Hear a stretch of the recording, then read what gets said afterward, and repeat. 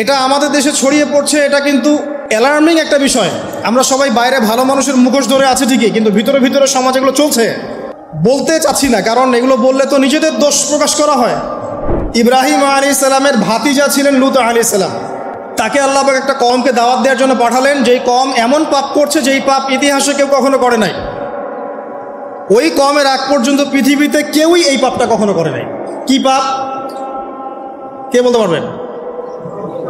সমকামিতা। কি পাপ? সমকামিতা।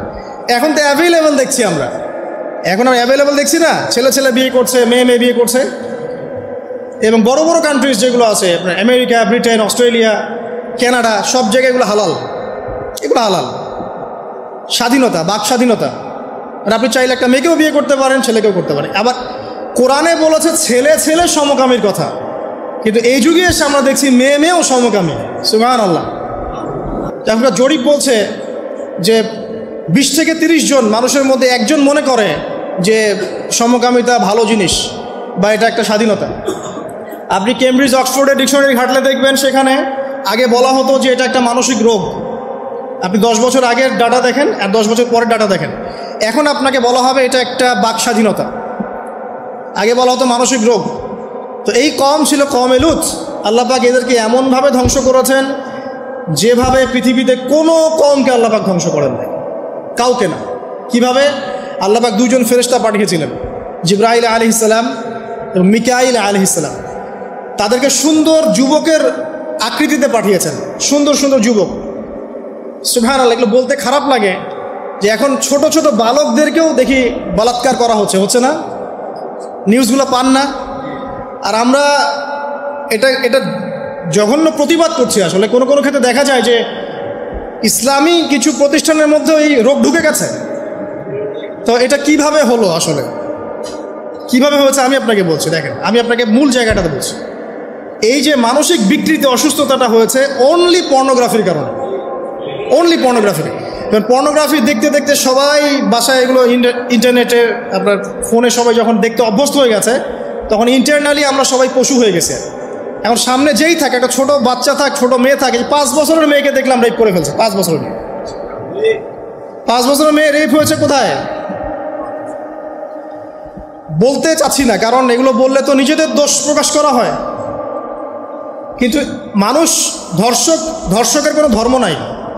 সে হিন্দু, মুসলিম, নাকি বৌদ্ধ, খ্রিস্টান, না আলেম জালেম, এগুলো ধর্ম দেখার সময় নাই। আল্লাহ পাক বলেছেন তার রাসূলের মাধ্যমে ধর্ষণ হলেই প্রকাশ্যে মৃত্যুদণ্ড দিয়ে দিবে, যেই হোক, সে যেই হোক না, ওর কোনো ধর্ম নাই। সে একজন আলেম দাড়িওয়ালা মানুষও যদি হয়, তাকেও এই কাজ করতে হবে। তো চোরের কোনো ধর্ম আছে? ডাকাতের কোনো ধর্ম আছে? তো মিডিয়া আবার টেকনিক্যালি দেখবেন ওইটাকে হাইলাইট করবে বেশি, বিকজ এখানে একটা সুযোগ আছে ইসলামকে নমিনেট করার জন্য। কিন্তু সেম ঘটনা কিন্তু অনেক বড় বড় সেকুলার প্রতিষ্ঠানে ঘটেছে, ওগুলো কিন্তু আমরা হাইলাইট করতে দেখি না। এটা আমরা বুঝি ইন্টেনশনটা কি। তবে এখানে একটা বিষয় ক্লিয়ার করতে হবে যে পাপী যেই করুক তাকেই শাস্তির আওতায় আনতে হবে। আল্লাহ পাক তৌফিক ইনায়াত করুন বোঝার। এখন এমন একটা সময় চলছে, বাচ্চারাও এগুলো থেকে নিরাপদ না। 5 বছরের মেয়ে, 7 বছরের মেয়ে, কয়দিন আগে দেখলাম যে 2 বছরের মেয়ে, নাউজুবিল্লাহ, তার সাথেও নাকি এরকম ঘটনা ঘটেছে, এবং উত্তরবঙ্গেরই ঘটনা এগুলো। আর এগুলো শহরের চেয়ে এখন গ্রামে বেশি হচ্ছে। কারণ কি জানেন? গ্রামে তো আগে মানুষ এই উন্মুক্ত পোশাক আশাক দেখতো না খুব বেশি। এখন যখন পর্ন চলে আসছে হাতে, বাসায় সব এগুলো দেখছে, তখন গ্রামে দেখবেন ধর্ষণ বাড়ছে না? এটা নিয়ে আমি আলাদা লেকচার দিয়েছি যে কতগুলো ধর্ষণ হয়েছে এই পর্যন্ত। এই বছরই লাস্ট এই বছরই দেখবেন রিপোর্টেড 1337টা রেপের ঘটনা ঘটেছে এই বাংলাদেশেই। এটি অ্যালার্মিং বিষয়। আর আমেরিকাতে প্রতি 6 জনে 1 জন রেপ হয়, আর রেপের রাজধানী হচ্ছে সাউথ আফ্রিকা, ওখানে প্রতি 3 জনে 1 জন রেপ হয়। তো এইগুলো কিভাবে হচ্ছে? Only because of pornography. এটা যদি এখনও বন্ধ করতে না পারা যায়, আগামী ভবিষ্যৎ খুব খারাপ হবে। যেখানে সেখানে মানুষ জেনা করবে, যাকে তাকে রেপ করবে, দেখে নিয়ে। বিকজ এটা ভিতর থেকে মানুষকে পশু বানিয়ে দিচ্ছে। আমরা জানি এর পিছনে একটা বড় ইন্ডাস্ট্রি কাজ করে, যারা সারা বিশ্বে প্রায় $98 বিলিয়ন ব্যবসা করে পর্ন দিয়ে। শুধু আমেরিকায় ব্যবসা করে $12 বিলিয়ন সারা বিশ্বে। $12 বিলিয়ন বোঝেন?